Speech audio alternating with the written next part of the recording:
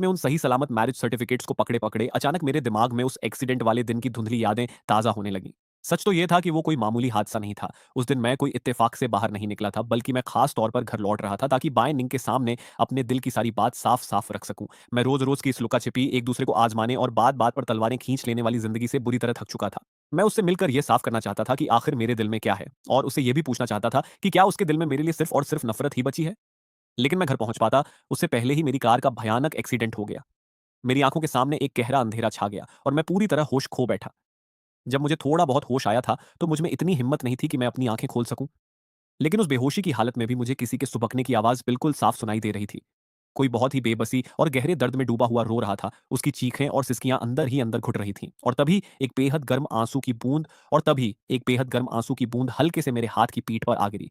वो आँसू इतना गर्म था कि उसने मेरे दिल को अंदर तक झकझोर कर रख दिया।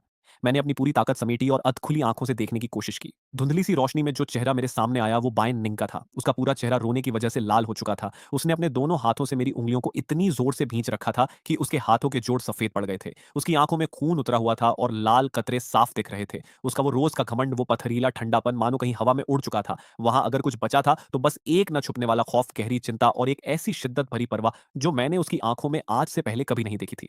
ठीक उसी पल मेरे दिल का कोई सोया हुआ कोना अचानक जाग उठा। मुझे पहली बार अंदर से ये एहसास हुआ कि शायद वो मुझसे प्यार करती है। मैं हमेशा से ही इन जज़्बातों के मामले में थोड़ा कच्चा और बुद्धू रहा हूँ। मुझे नहीं आता कि इन एहसासों को कैसे सँभाला जाता है।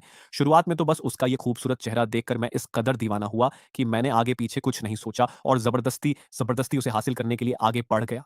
दरअसल, जब मैं पहली बार अपने दिल की बात कहने गया था, तो मैंने किसी को कहते सुना कि कोई उसे पैसों के दम पर अपना बनाने की सोच रहा है। ये सुनते ही मेरे हाथ-पाँव फूल गए और मैं घबरा गया। अपनी उसी सनक और दीवानगी में मैंने आव देखा न ताव, बस पहले बाज़ी मारने के चक्कर में ज़बरदस्ती दबाव बनाकर उसे मुझसे शादी करने पर मजबूर कर दिया। पर शादी तो हो गई, उसके बाद मुझे समझ ही नहीं आया कि मैं उसके साथ कैसा बर्ताव करूँ। अपने जज़्बातों को छुपाने के लिए मैंने खुद पर कड़कपन और तानाशाही का मुखौटा चढ़ा लिया, और धीरे-धीरे वक़्त के साथ मैं उसकी नज़रों में एक ऐसा ज़ालिम बन गया, जो बस अपनी बात मनवाना जानता था।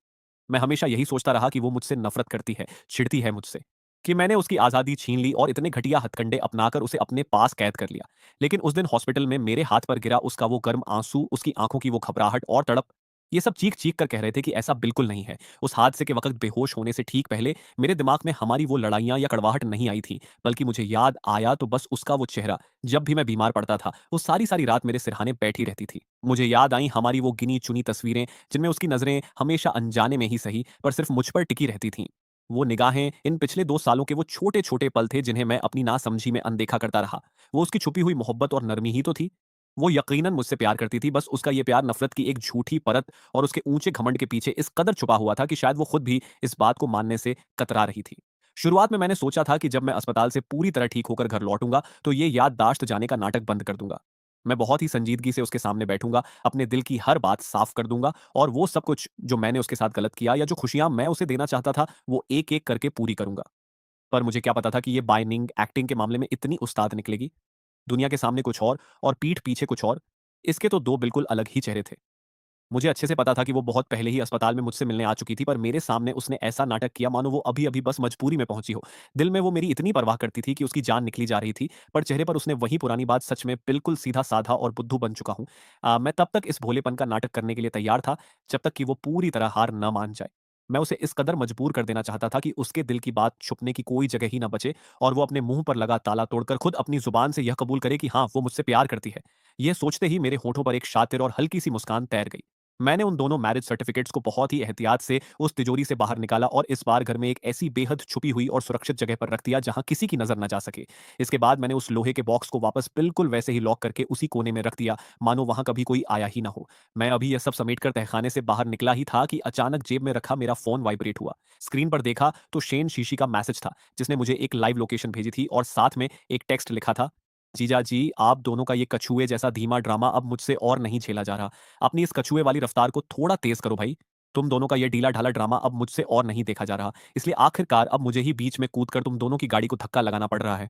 सुनो, जब तुम इस लोकेशन पर पहुँच जाओ तो सीधे अंदर मत आना। पहले मुझे एक मैसेज करके इन्फॉर्म कर देना। शेन शीशी का ये मैसेज देखकर मेरे दिल में हल्की-सी हलचल हुई और मैं सोचने लगा कि यह लड़की आखिर अब कौन-सी नई खिचड़ी पका रही है।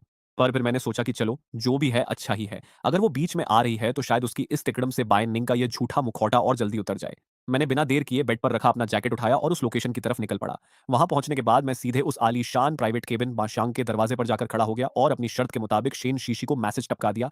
मैं बाहर पहुंच चुका हूं। शेन शीशी ने मेरे मैसेज का कोई टेक्स्ट रिप्लाई तो नहीं दिया, पर ठीक अगले ही सेकंड बंद दरवाजे के अंदर से उसकी जोरदार आवाज गूंज उठी। वो इतनी ऊंची आवाज में बोल रही थी मानो वो चाहती ही यही हो कि बाहर खड़ा इंसान एक एक शब्द साफ साफ सुन सके। वो अंदर चिल्लाकर कह रही थी, बाय निंग, मैं आज तुमसे सीधे सीधे एक आखिरी सवाल पूछ रही हूँ। तुम साफ साफ बताओ, क्या तुम सच में फांग युआन से प्यार करती हो या नहीं? तुम दोनों इस तरह कब तक बात को टालते रहोगे? शेन शीशी का यह अंदाज वाकई बहुत सीधा और बिना किसी घुमाव फिराव का था, यहाँ तक कि इसे थोड़ा अनाड़ी भी कहा जा सकता था। पर मैं जो बाहर दरवाजे से कान सटाए खड़ा था, मेरे दिल की धड़कनें न जाने क्यों अचानक बहुत तेज हो गईं। एक अजीब सी घबराहट मेरे पूरे बदन में दौड़ गई। मैंने अपनी सांसों को बिल्कुल धीमा कर लिया ताकि अंदर से आने वाली बाएं निंग की आवाज का एक शब्द भी छूट न जाए। केबिन के अंदर कुछ सेकंड्स के लिए बिल्कुल सन्नाटा छा गया और फिर उस खामोशी को चीरती हुई बाएं निंग की वो जानी पहचानी बर्फीली हंसी गूंजी। उसकी आवाज में एक अजीब सी बेरुखी नफरत और वही पुराना घमंड साफ झलक रहा था। प्यार, मैं और उससे प्यार करूंगी? ये नामुमकिन है। मैं तो उससे नफरत करती हूँ और मेरी यह नफरत पूरी जिंदगी के लिए भी कम है। और मेरी यह नफरत पूरी जिंदगी के लिए भी कम है। उसका यह तीखा लफ्ज़ मेरे कानों में पड़ते ही मेरे दिल की धड़कनें मानो एक झटके में नीचे गिर गईं। मुझे ऐसा लगा जैसे किसी ने मेरे दिल को अपने हाथों में लेकर बेरहमी से भींच दिया हो। एक मीठा और गहरा दर्द मेरे सीने में फैल गया, लेकिन इस सब के बावजूद मेरा दिमाग बिल्कुल साफ था। मुझे अच्छे से पता था कि ये उसकी असलियत नहीं है। ये तो बस उसका वही पुराना मुखौटा है। उसके जज्बातों को छुपाने वाली उसकी वही पुरानी आदत। ये तो बस उसका वही पुराना मुखौटा है। उसके जज्बातों को छुपाने वाली उसकी वही पुरानी आदत, उसकी अपनी प्रोटेक्टिव शील्ड, सुरक्षा कवच थी। शेन शीशी को शायद पहले से ही अंदाजा था कि वो यही घिसा-पिटा जवाब देगी, इसलिए उसकी आवाज़ में तंज़ और मज़ाक का अंदाज़ और ज़्यादा गहरा हो गया। वो हँसते हुए बोली, "मेरी प्यारी बहन, तुमने खुद को 2 साल तक इस नफ़रत की पट्टी में बाँध कर रखा है। क्या अभी तक तुम्हारा मन नहीं भरा? तुम हर रोज़ अपनी ज़ुबान से तो उसे कोसती रहती हो, उसे एक कौड़ी का भी नहीं समझती, पर सच तो ये है कि पीठ पीछे चुपके-चुपके उसी की मोहब्बत में तड़पने का ये मज़ा कुछ ख़ास अच्छा नहीं लग रहा होगा ना? और सच कहूँ तो तुम आखिर किस बात पर नफ़रत कर रही हो? इस सारी नफ़रत के पीछे की असली वजह सिर्फ़ इतनी है कि तुम इस बात से चिढ़ती हो कि वो तुमसे उतनी शिद्दत से प्यार नहीं करता। तुम इस बात से जलती हो कि वो तुम्हारे दिल की बात कभी समझ ही नहीं पाया और उसने तुम्हारी इस बेपनाह मोहब्बत को हमेशा सिर्फ़ एक नफ़रत समझ लिया। अभी शेन शीशी की बात पूरी ही हुई थी कि केबिन के अंदर मौजूद दूसरी लड़कियों ने भी उसकी हाँ में हाँ मिलाना शुरू कर दिया। उनकी कही एक एक बात किसी तीर की तरह सीधे बाएं नींग के दिल के जख्मों पर लग रही थी। उनमें से एक लड़की बोली, हाँ निंग निंग, शेन शीशी बिल्कुल सच कह रही है, मैंने भी कई बार देखा है। फांग युआन भी तुम्हारी तरफ। उनमें से एक लड़की बोली, हाँ निंग निंग, शेन शीशी बिल्कुल सच कह रही है, मैंने भी कई बार देखा है। फांग युआन भी तुम्हारी तरफ कुछ खास ध्यान नहीं देता, यहाँ तक कि उसने अपने सोशल मीडिया या फ्रेंड सर्कल में कभी तुम्हारी एक फोटो तक शेयर नहीं की। ऐसा लगता है मानो उसके दिल में तुम्हारी कोई जगह ही नहीं है।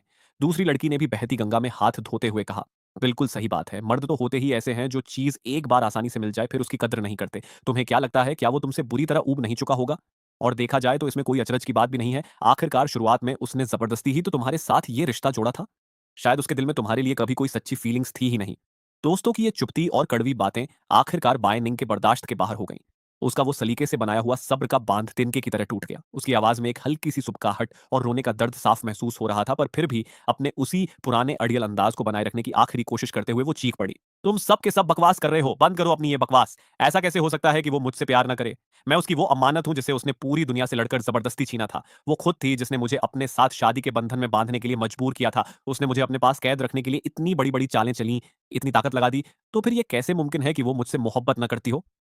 अंदर से आती हुई उसकी उस रोती और टूटती हुई आवाज़ को सुनकर, अंदर से आती हुई उसकी उस रोती और टूटती हुई चीख को सुनकर मेरे दिल में मानो एक ज़ोरदार झटका लगा। अचानक मेरे दिमाग के बंद दरवाज़े खुलने लगे और अतीत के वो सारे धुंधले टुकड़े जिन्हें मैं बिल्कुल भूल चुका था, एक-एक करके मेरे सामने तैरने लगे। मुझे याद आया जब शुरुआत में मैं बाय निंग के पीछे दीवाना था और उसे प्रपोज़ करने की कोशिश कर रहा था, तब उसने एक दिन बेहद संजीदगी से मेरी आँखों में झाँकते हुए मुझसे पूछा था, "फांग युआन, आखिर क्यों?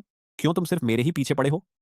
उस वक़्त मुझ पर दीवानगी इस कदर हावी थी कि मैंने बिना कुछ सोचे-समझे बेहद सीधे और बचकाने अंदाज़ में कह दिया था, क्योंकि मुझे तुम्हारा ये खूबसूरत चेहरा बेहद पसंद है। बाद में जब मैंने उसके सामने शादी का प्रस्ताव रखा, तब भी उसके माथे पर बल थे और उसने बेहद परेशान होकर फिर वही सवाल दोहराया था, तुम ऐसा क्यों कर रहे हो? और मैं तब भी अपनी उसी पुरानी ज़िद पर अड़ा रहा। मेरा अहंकार आड़े आ गया और मैंने कड़क कर सिर्फ़ इतना कहा, क्योंकि मैं हार नहीं मानना चाहता। मैं तुम्हें इतनी आसानी से अपनी ज़िंदगी से जाने नहीं दे सकता। मैं यह बर्दाश्त ही नहीं कर सकता कि तुम किसी और की हो जाओ। शुरुआत से लेकर आज तक की इस पूरी कहानी को जब मैंने एक नए नज़रिए से देखा, तो आखिरकार मुझे अपनी ज़िंदगी की वो सबसे बड़ी भूल समझ में आ गई जिसे मैं हमेशा अनदेखा करता रहा था। सच तो ये था कि मैंने आज तक कभी भी पूरे होशो-हवास में और पूरी शिद्दत के साथ उसके सामने खड़े होकर ये साफ-साफ लफ्ज़ों में कबूल ही नहीं किया था कि बाय निंग, मैं तुमसे बेपनाह मोहब्बत करता हूँ। मेरी उस कड़वाहट, ज़बरदस्ती और तानाशाही के पीछे छुपा हुआ मेरा जो डर था, उसकी जो परवाह थी और जिसे मैं हमेशा अपने झूठे गुस्से के पीछे छुपाता आया था, वो सारी मोहब्बत, वो सारा छुपा हुआ भोलापन और नरमी उसने कभी देखी ही नहीं। वो उसे कभी समझ ही नहीं पाई। और मैं भी इतना डरपोक निकला कि कभी हिम्मत जुटाकर अपनी जुबान से वो लफ्ज़ बाहर निकाल ही नहीं सका। अब मेरे दिल का तूफ़ान पूरी तरह मेरे काबू से बाहर हो चुका था।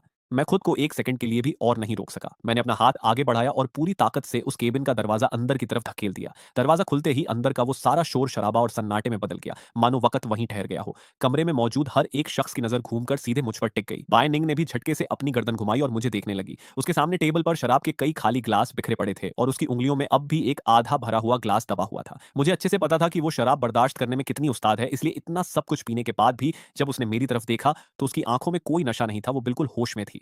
लेकिन उसकी उन साफ और सुलगती हुई आंखों में इस वक़्त एक छुपा हुआ खौफ और घबराहट साफ तैर रही थी। और सिर्फ घबराहट ही नहीं, उन आंखों की गहराई में एक और चीज़ थी, एक दबी हुई, तड़पती हुई खुशी की चिंगारी जो बिल्कुल किसी अंधेरी रात में छिपे हुए जुगनू की तरह चमक रही थी। एक ऐसी चिंगारी जिसे अगर थोड़ा-सा भी बढ़ावा मिल जाता तो वो पूरे जंगल में आग लगा देती। मैं वहाँ खड़े हर एक इंसान की हैरान नज़रों का सामना करते हुए धीरे-धीरे आगे बढ़ने लगा।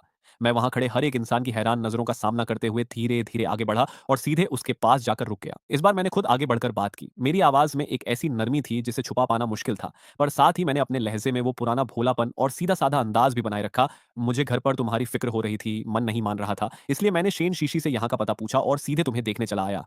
मेरी यह बात सुनते ही बाय निंग के गले में एक अजीब-सी हरकत हुई, मानो उसने अपनी थूक निगली हो। वो अपने होठों पर आने वाली उस बेकाबू मुस्कान को छुपाने की पूरी कोशिश कर रही थी। उसने खुद को समेटते हुए ऊपर से फिर वही बेरुखी ओढ़ ली, यहाँ तक कि उसके माथे पर शिकन भी आ गई और वो जानबूझकर चिढ़ते हुए बोली, "इसमें भला फ़िक्र करने वाली कौन-सी बात है? मैं कोई बच्ची नहीं हूँ, घर लौट ही आती। तुम्हें मुझ पर इस तरह चौबीसों घंटे नज़र रखने की कोई ज़रूरत नहीं है। कम से कम सबके सामने मेरा मज़ाक तो मत बनवाओ।" पर मैं वहाँ खड़ा-खड़ा साफ देख पा रहा था कि उसकी ये झुंझलाहट और नाराज़गी पूरी तरह झूठी थी। उसके इस डाँटने के अंदाज़ के पीछे एक ऐसा घमंड और दिखावा छुपा हुआ था, ठीक वैसे ही जैसे किसी छोटे बच्चे को उसकी मनपसंद कैंडी मिल गई हो, पर वो दुनिया के सामने ऊपर से ऐसा दिखाए मानो उसे उसकी कोई परवाह ही ना हो। वो बिल्कुल उस बच्चे की तरह अपनी सहेलियों के सामने इस बात का ढिंढोरा पीट रही थी कि देखो, ये मेरी कितनी परवाह करता है और सिर्फ़ मुझे देखने के लिए यहाँ तक खिंचा चला आया। उसका यह बचकाना अंदाज देखकर मेरे होठों पर एक और मुस्कान तैर गई, पर मैंने इस बार भी उसका यह झूठ नहीं पकड़ा। जाहिर है, मेरा अचानक इस तरह पार्टी में आ जाना बाय निंग की उन सहेलियों के लिए एक बड़ा धमाका था। उनका कौतूहल 7वें आसमान पर पहुंच गया और वो सब की सब तुरंत मुझे चारों तरफ से घेरकर सवालों की बौछार करने लगी। उनमें से एक छोटे बालों वाली लड़की सबसे आगे आई, उसकी आंखों में ढेर सारा सस्पेंस और गॉसिप साफ दिख रहा था। उसने चहकते हुए पूछा, "जीजा जी, निंग निंग हमसे हमेशा कहती है कि शुरुआत में आपने ही पागलों की तरह उसके आगे पीछे चक्कर काटे थे और उसे प्रपोज किया था। क्या ये बात वाकई सच है?" मैंने बिना एक पल की देरी किए बेहद शालीनता से अपना सिर हाँ में हिला दिया। उसी वक़्त मेरी तिरछी नज़रों ने देखा कि यह सुनते ही बाएँ निंग के चेहरे पर एक ऐसी ज़बरदस्त मुस्कान खिंच गई, जिसे वो चाहकर भी नहीं रोक पा रही थी। उसकी आँखों की वो चमक पूरी तरह बाहर आ चुकी थी और यहाँ तक कि उसके कान के किनारे भी शर्म के मारे हल्के लाल पड़ चुके थे। तभी दूसरी लड़की ने बात को और आगे बढ़ाते हुए और ज़्यादा मज़ेदार लहज़े में पूछा, "अच्छा, तो फिर इसका मतलब यह बात भी सच होगी? वो कहती है कि आपने ही ज़बरदस्ती उससे शादी करने की ज़िद पकड़ी थी और हाथ धोकर इसके पीछे ही पड़ गए थे और आखिरकार इसे मजबूर होकर आपके सामने घुटने टेकने पड़े थे? क्या ये बात भी बिल्कुल सच है?" मैंने इस बार भी बिना किसी हिचकिचाहट के अपना सिर हाँ में हिला दिया। मैं साफ देख रहा था कि जैसे-जैसे मैं हाँ कह रहा था, बाय निंग के होठों की मुस्कान और चौड़ी होती जा रही थी। उसकी आँखों में एक अलग ही चमक आ गई थी। वो बिल्कुल उस छोटे बच्चे जैसी लग रही थी जिसकी सबके सामने ढेर सारी तारीफ़ कर दी गई हो। लेकिन ठीक अगले ही सवाल ने मेरे पैरों तले ज़मीन खिसका दी। उस लड़की ने अपनी उत्सुकता को और बढ़ाते हुए पूछा, "अच्छा, तो फिर आगे की कहानी भी सच होगी?" निंग निंग बताती है कि आपने उस पर इतनी पाबंदियाँ लगा रखी हैं कि उसे हर हाल में रात के 10 बजे से पहले घर लौटना पड़ता है। वो बाहर कहीं भी जाए, उसे पल-पल की रिपोर्ट आपको देनी पड़ती है, यहाँ तक कि हमारे साथ बाहर घूमने आने के लिए भी उसे आपसे बाकायदा परमिशन लेनी पड़ती है। क्या आप सच में उसके साथ ऐसा बर्ताव करते हैं? मैं वहीं का वहीं बुत बनकर खड़ा रह गया। मेरा दिमाग पूरी तरह चकरा गया। भाई, मैंने कब और किस जन्म में इसके ऊपर ऐसी पाबंदियाँ लगाई थी? इस बाय निंग नाम की लड़की ने बाहर दुनिया के सामने मेरी इमेज का क्या कचरा बना रखा है और मेरे सिर पर न जाने कितने झूठे इल्ज़ाम मढ़ दिए हैं। मैंने झटके से अपनी गर्दन घुमाई और उसे घूर कर देखा। मेरी नज़रों में साफ-साफ एक बेबसी और ये क्या बकवास है वाला उलाहना था। मेरी उस कड़क नज़र का सामना होते ही बाय निंग का सारा कॉन्फिडेंस हवा हो गया। वो बुरी तरह सिटपिटा गई और उसने अपनी चोरी पकड़े जाने के डर से तुरंत अपनी नज़रें मुझसे चुरा लीं।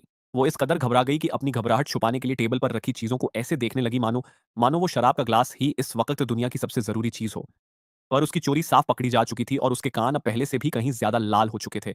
इस वक्त केबिन में मौजूद हर एक शख्स की नजरें मुझ पर टिकी हुई थीं। सब सांस रोके मेरे जवाब का इंतजार कर रहे थे। यहाँ तक कि शेन शीशी भी सोफे पर आराम से टिकी हुई थी। उसके चेहरे के भाव साफ कह रहे थे कि वो सब कुछ जानती है पर जानबूझकर चुप है और उसके होठों पर एक शरारती मुस्कान दबी हुई थी। मैंने एक गहरी सांस ली, अपनी नजरें उठाई और सबकी तरफ देखते हुए जानबूझकर बाएं निंग के बुने हुए उस जाल में खुद को फंसा लिया। मैंने एक एक शब्द पर जोर देते हुए कहा, "हाँ, आप सबने बिल्कुल सही सुना। ये पूरी तरह सच है, मैंने ही उसे इन सब बातों के लिए मजबूर किया है। इतना कहकर मैं थोड़ा रुका, फिर मैंने सीधे बायनिंग की आंखों में झांका। इस बार मेरी आंखों की गहराई में एक ऐसी संजीदगी और सच्चाई छुपी थी जिसे अनदेखा करना नामुमकिन था। मैंने बहुत ही शांत पर बुलंद आवाज में कहा, जो कमरे में बैठे हर एक इंसान को साफ-साफ सुनाई दे, और अगर मेरे बस में हो तो मैं इसे पूरी जिंदगी के लिए अपने घर में कैद करके रखूं, ताकि ये सिर्फ और सिर्फ मेरी ही बनकर रहे। मेरे मुंह से ये अल्फाज निकलते ही वहां बैठे सभी